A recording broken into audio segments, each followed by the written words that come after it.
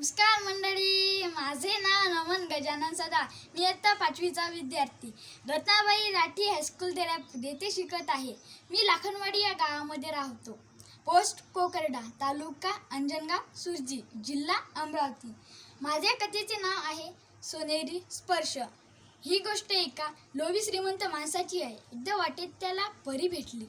परीचे गे झाडाच्या फांद्यामध्ये अडकले होते. त्याच्या मनात असा विचार आला की आपण परीची मदत केली तर पैसे कमवायची ही नामी संधी आहे. असा विचार करून त्याने परीला मदतीच्या बदल्यात एक वर मागितला. तो म्हणाला, मी ज्याला स्पर्श करेल त्यांचे सोन्यात रूपांतर झालंच पाहिजे.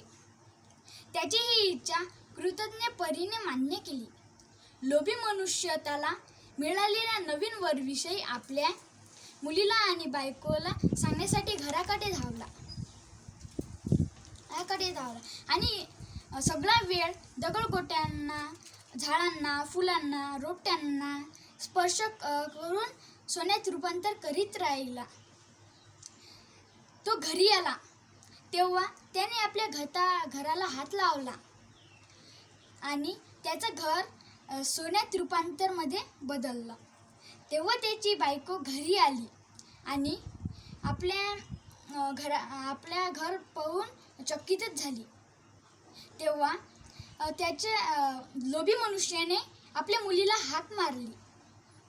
ती मुलगी धावतच त्याकडे आली आणि त्याला बिलगली.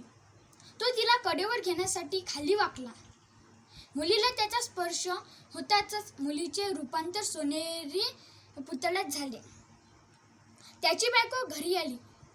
ते सोन्याचे घर बघून चकित झाले. त्याच्यानंतर ही सर्व घडलेली गोष्ट त्याच्या बायकोला सांगितली.